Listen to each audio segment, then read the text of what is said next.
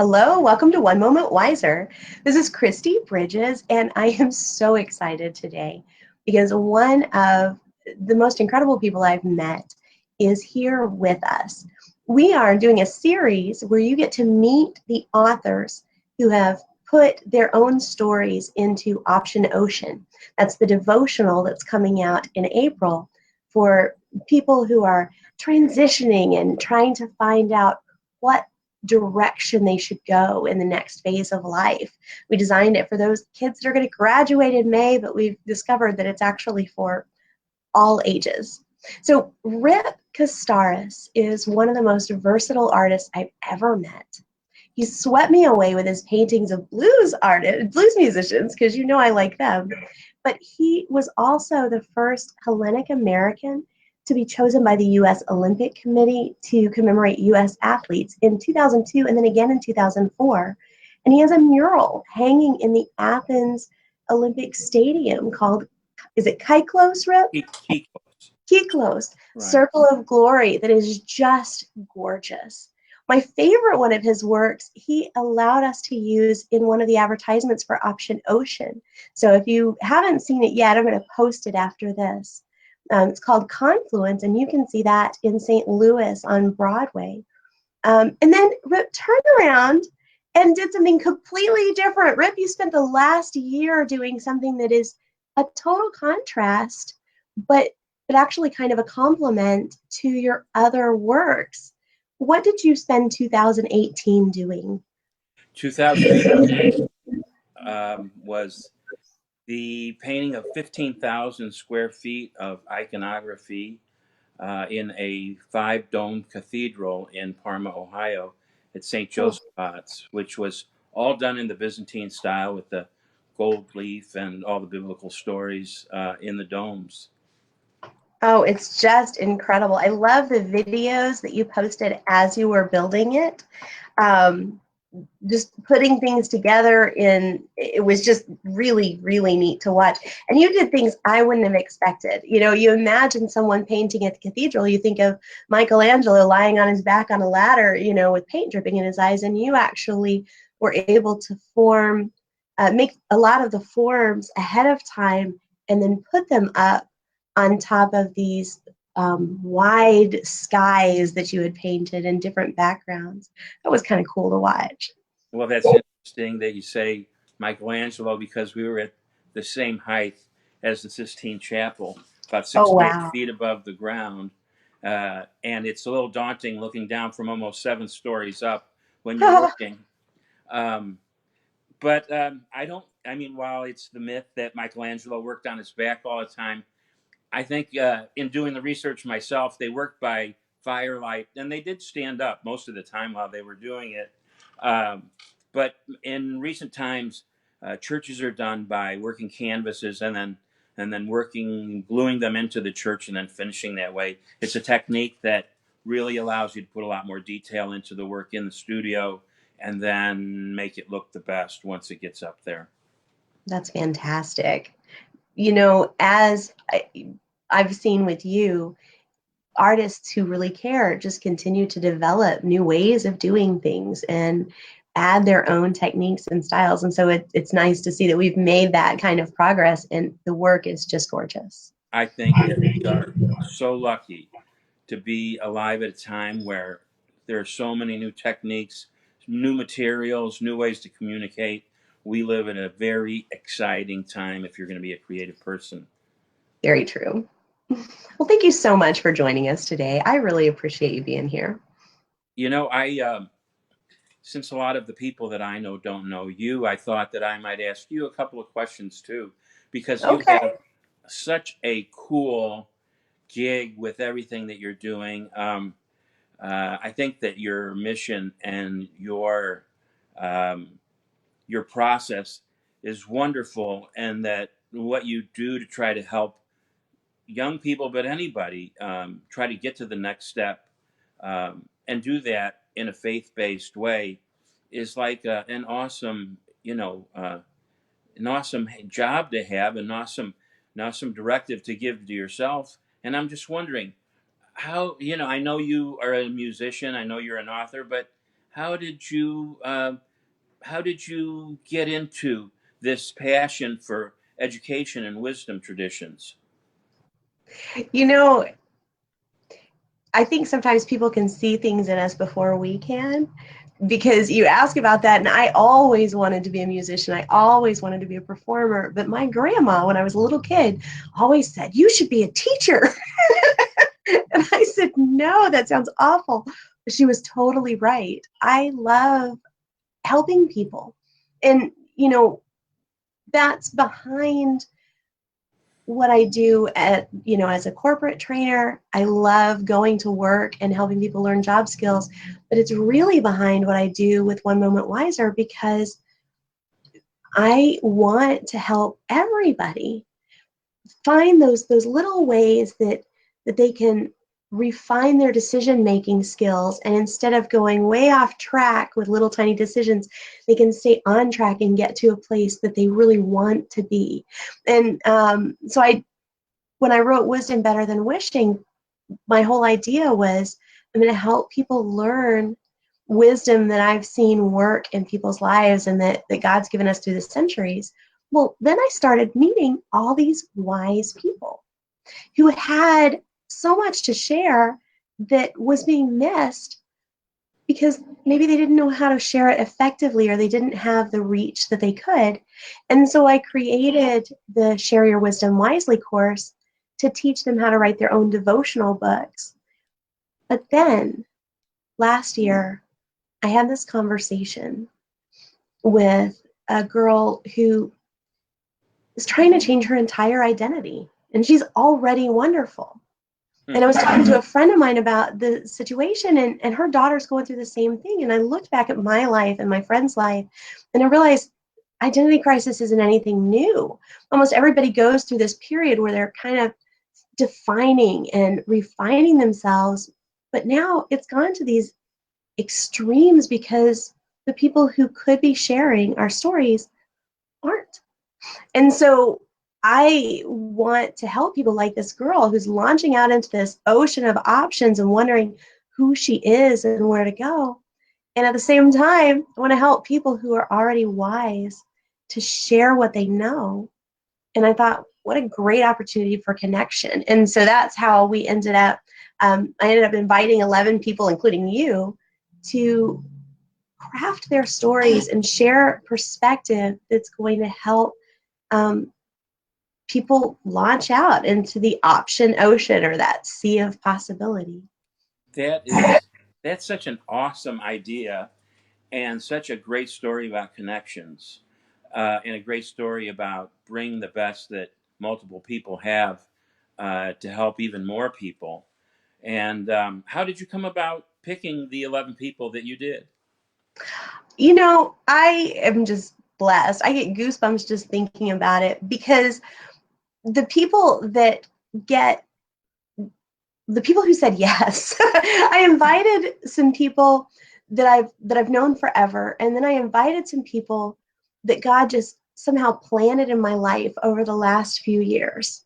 And a couple of each actually came on board. And when I looked at the the stories that they had, when I looked at the accomplishments that you guys have, it I got a little teary, because it feels incredible to have just something to offer people who already have accomplished so much. And what I looked for at the start was simply people who understood, who weren't too distant from their early experiences, but people who, even when life had gone through some tough turns, they had come out the other side going, wow, God can do anything with whatever we give him.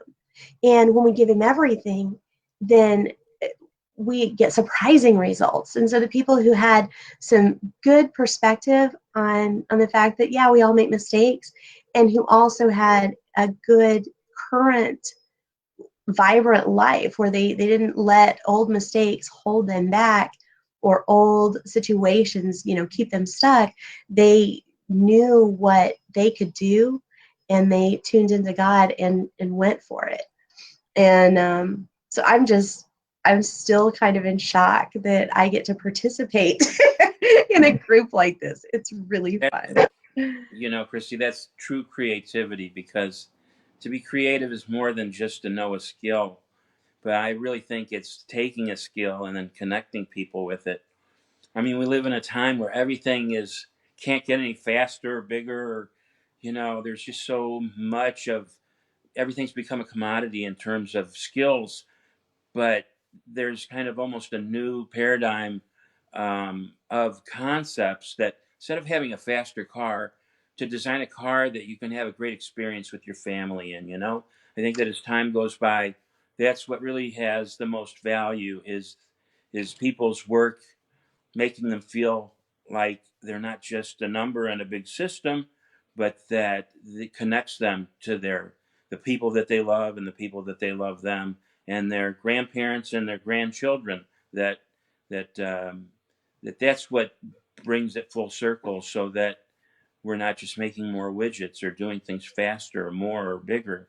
And so I think what you've done is you've taken some great skills, which you have with your writing and your management and all that, and you've really put it into a package where you could mentor people through individuals that they'd never get to meet if it wasn't for you doing this. So, tip of the cap to that, and like I said, I'm really honored to be part of it. Well, thank you. You said something there that caught my attention. Um, we could make a book that has 100 bullet points on how to have a successful career or how to, get the job that pays the most. But what we've learned, those of us who participated in this, we started out with writing letters to our younger selves so that we could tune in to what we really needed to hear back then. And it helped us identify the fact that we didn't want to just teach someone how to be successful, make lots of money, build a career. We wanted to teach people how to have lives they actually enjoyed. And you talked about that in your chapter. Actually, you ended up with a couple of chapters, but you talked about that in your story when you said, you were a graphic designer because that's where the jobs were. And one day your boss said, "What do you really want to do?" You said, "I want to illustrate." And he said, "Fine, go do that." And it may not have felt very comfortable at the time, but it opened your space, it opened your opportunities, and you unfolded your wings and went with it. And it's turned out beautifully.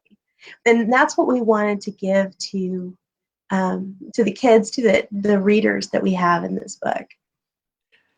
That idea of that idea of things that seem to be problems that can be kind of triggers or springboards to change, and the ability as individuals to choose to make them that rather than to allow them to be something that drags us down, I think is something that you develop over time, and develop if you have kind of a faith-based attitude about things where you say, whatever happens to me, it must be a blessing if I see it from the right point of view. And you can turn things around, and you really find out that the things that have challenged you the most are the things that have sculpted you into the person that you are. Like if I didn't have a million problems with the artwork that we did to go to the Olympics, starting here in St. Louis and finally winding up in the Olympic Stadium in Athens, like it was a thousand no's that led to one yes, but that job formed my ability to speak to committees and Olympic committees and politicians and all the skills you need to communicate with those people and share a vision and get a lot of people on board to make contributions. All that happened not because of the easy way, but because of the difficulties that you got along the way. And we don't always know what abilities we're going to need. God gives us a gift, like with you painting, and we start using that gift. And along the way, he uses opportunities like that to kind of hone our other skills so that we can level up. And I love that. If we can see that, well, God's going to use everything I go through, and I'm eternal. So, things aren't over just because something goes wrong. He's going to keep using stuff. And if we just trust that process and continue doing what we can do, then you end up, being seen all over the world. And I think that's awesome. I love that you have that perspective.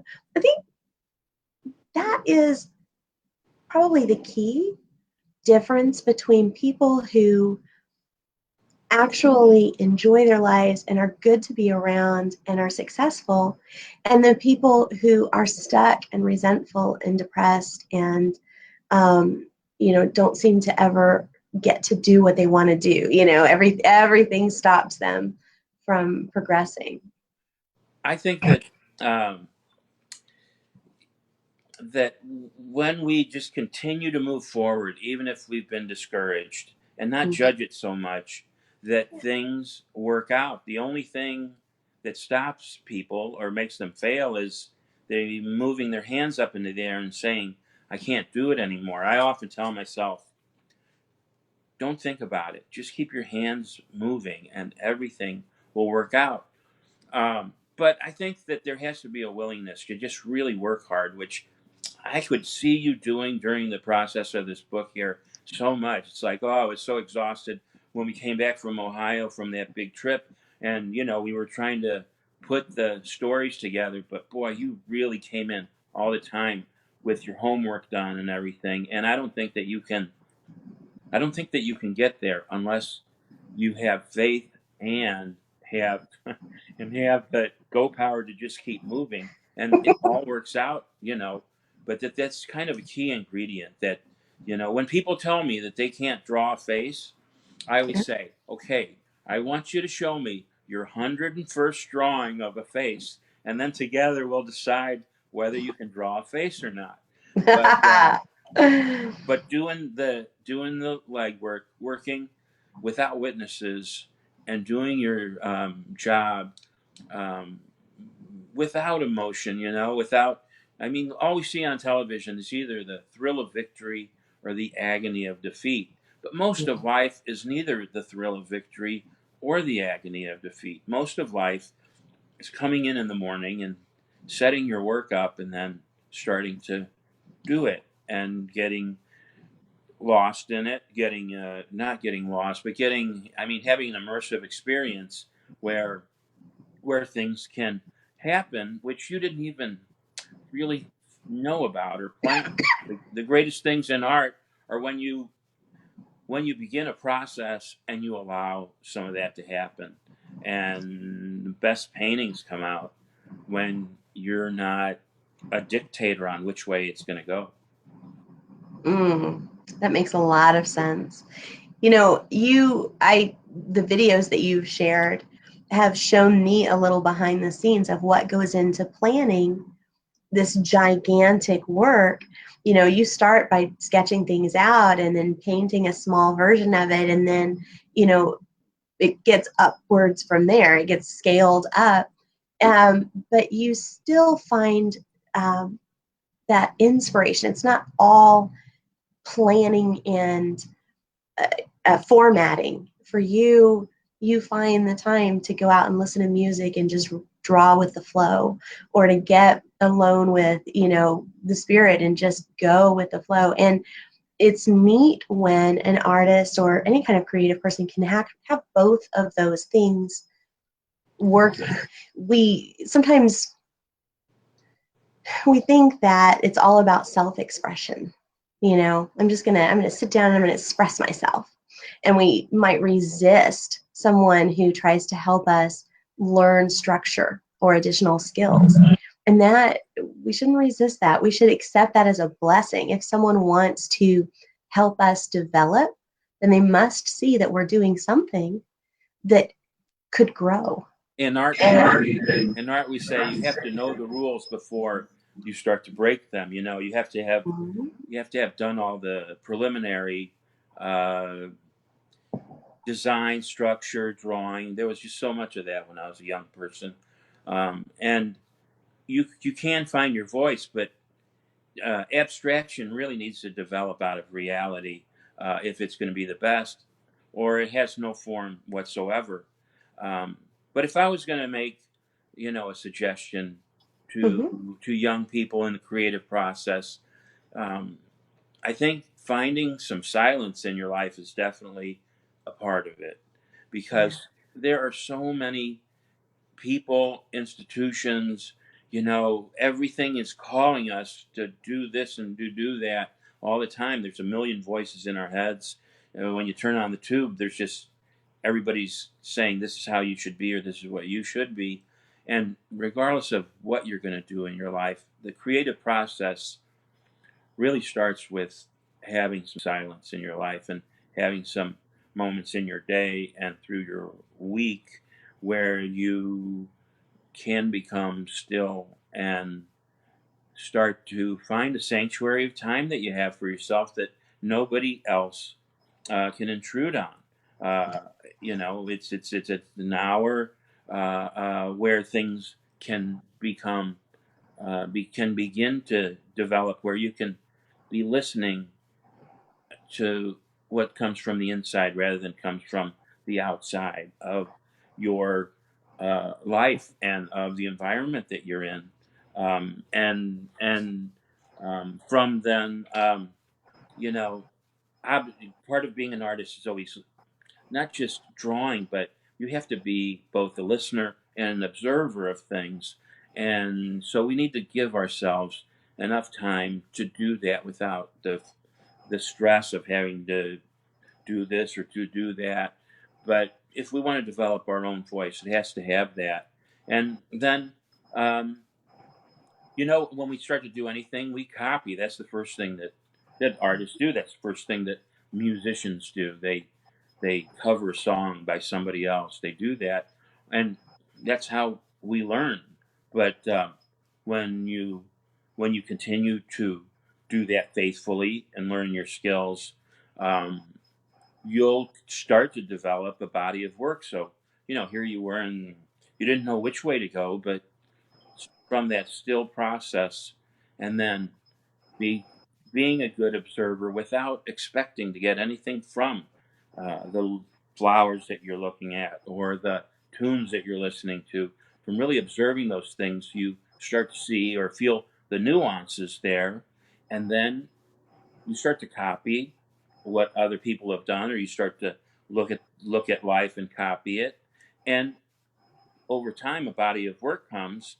And I think that we find our creative personality not in what we had planned, but in what we see developing through us over a period of time when all that work goes on. So it's there's so much of a surprise that happens in what I call our inward out experience, that when we become still and there is a sense of working with a faithfulness about what we do, that if we just keep our hands moving, that without judgment and with faith that it will work out, um, great things can happen. And they have in my life. And I think that there's a tendency for most people to give up on themselves just a little too fast. Yeah, I agree. And it's funny because you just described the artistic development process, but it's also really parallels our spiritual development process, our life wisdom. We start out by looking at the wisdom that we have been given from, centuries of people passing it down. And then we copy that until we start to understand why we're doing it, and start to, we have that quiet time, that alone time where we discover ourselves, we experience the presence of God, and then we start to express ourselves, and we continue to go back to the wise teachings that we've been given, because we want to stay in alignment. We can get way off track, but at the same time, life becomes more and more, the more that wisdom becomes internalized, the more those shapes and techniques are internalized, like it with art, then the more our own expression flows into something really beautiful, and we end up with a life that's like the lives of the people that I chose for Option Ocean, something that's just a work of art.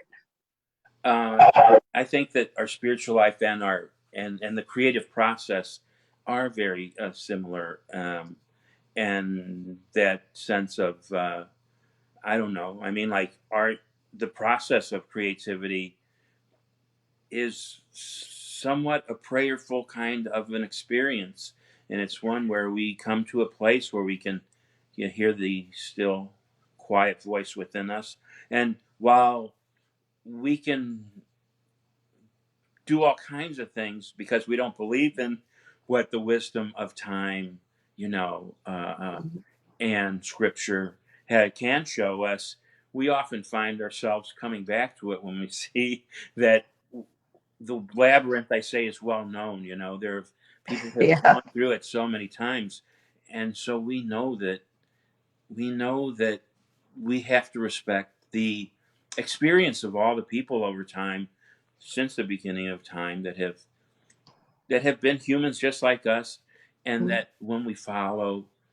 um, when we follow the spiritual truths that have been revealed, that we really won't have to go through as many painful ones, even though life will be difficult. I think there's a sense that when you do tap into that, you feel like you're on the right road, and that you can be empowered a great deal by knowing what heroes have done in the past. That's so true. And you can be encouraged.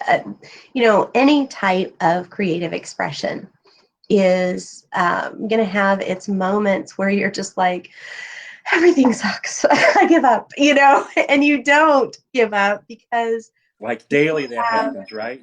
right? There's always a point, and it's funny.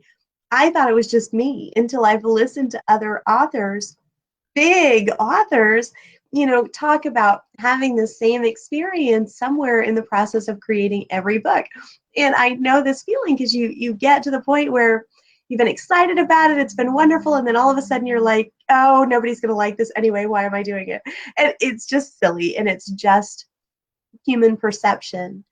But those are the times when faith is such a support for me, because my Bible tells me I can do all things through Christ. It says nothing can separate me from the love of God. So, everything else I can deal with. And it says God's going to fulfill his purpose for me. So if I just keep showing up, he does the work. I just get to play with the gifts he's given me. And that right there is enough to lift my head up and get my butt moving again, and meet the commitments that I've made to myself and to other people I'm working with. I think that's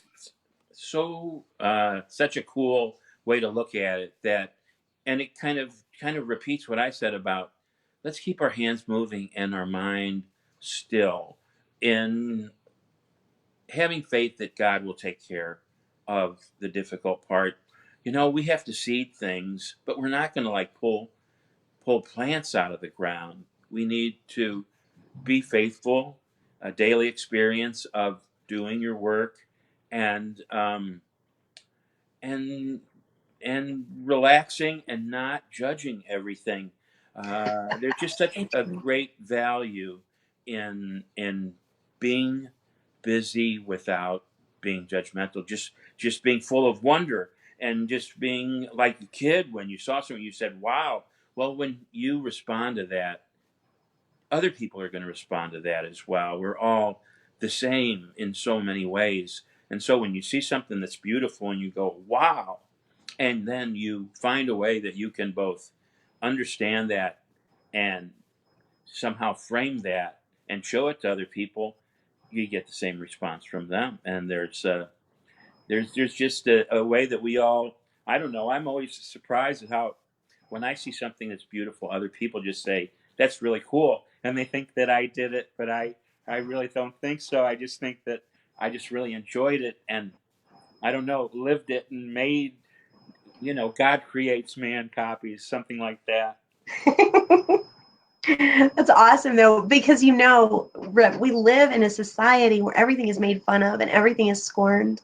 And people, we start out being curious and in awe of the world. But somewhere in middle school, we're told, oh, that's not cool. And we have to change and start going, oh, yeah, everything's boring. And I think some people carry that into adulthood, and it's just pathetic. And when we have an artist who continues to look at the world with wonder, who continues to say, yes, this is beautiful, and I'm going to share it with people, then people feel the permission that they need to go, that is so cool, I love that. You know, people feel the permission again to return to the childhood ways of being curious and being inspired. So that's a gift. That's a gift that we bring to people. Thank you for that. You know, funny story that when I was in high school and I was given a scholarship to go to Washington University in St. Louis, my guidance counselor took me aside and said, "Rip, you should really look into like auto body mechanics or something like that. They don't Oh take my God. they don't take people like you at Washington University." And you know, I was that made me so mad. You know that I just worked even harder, and I wound up being the valedictorian of the art school because I was like committed to like. Sometimes when people put me down or whatever, it gave me even more esteem. However, it also set me back a lot too, and I had to work through that. But it reveals the importance of how like we all need to encourage each other. A word of encouragement can change somebody's day and change somebody's life. And then at the same time, you know, seeing somebody put another person down can really ruin that person's day. And so, you know, it's just a powerful thing. And I hope that, you know, and I know that the work that you do aims to inspire people, and can only be done because of your own hard work. But that's the way that I feel too. I mean, ultimately, learning skills, having a body of work, demonstrating that we can do things really becomes mastery when it serves other people. Yeah. And show me somebody that does great service to other people, and I'll show you a successful person on every level, financially, emotionally, you know, in relationships and all that. You see people who can do a great service for others, and they're an inspiration. And those are the people that we need to follow after as mentors, regardless of what age we are. Yes. And I've had to learn some things about giving service to people and what helps people and what hurts people in me, because I've found myself in relationships where I've tried to lift people who wanted to sit still, you know, until people decide to move. Then you can't drag them uphill. You end up sliding down with them and, you know, neglecting yourself. But when you start with a God connection and you see how God does it, he isn't codependent. But when we are ready for his help, we become stronger. And he's right there going, here, let me show you. And when we do that with other people, we give service at the time where people are ready and in the way where people feel respected and encouraged. Then you're right. There's nothing that stops that. People respond to it, and our lives are better all around. Rip, you have been such a pleasure. I could talk to you all day long, but I think we have reached our time. So, did you have anything else you wanted to say before we go? How do people get a hold of you? Where do they find your art? I know we've got your Facebook page, and there's some gorgeous stuff on there. But what's the best way to I contact think you? actually I've had a lot of content online, and I could, but Facebook is just such an easy way to get a hold of me, It and really just is. a great way to see. It's like you know, I've been looking back at the last 5 years, and I make art just about every day. I just post, you know, new images all the time and new videos all the time and stuff, and it's kind of become a diary for me. If all my hard drives go down, I'll just be able to get all my files off of Facebook, and I won't be lost. But I love it. but I appreciate that, and it's been really, really cool knowing you and seeing how hard you work, and I love the mission that you have, and glad to be part of it. Well, fantastic. And if you want to, you who are listening, if you want to pre-order a copy of Option Ocean, whether you know a teenager who's going to be graduating in May, or if you are in the middle of a time of life yourself where you're leaving the past behind and going, okay, which way do I go now? Then go ahead and pre-order your copy. And if you pre-order your copy before the book comes out, then you'll actually get a letter written by one of our authors. So I'm going to post a link here for you to get that pre-order done. And please share this with your friends and take a look at Rip's art. It really is amazing. Thank you so much, Rip. You have a wonderful day. We're going to say goodbye now. Let me end that. And we'll see you next time at One Moment Wiser. Bye bye.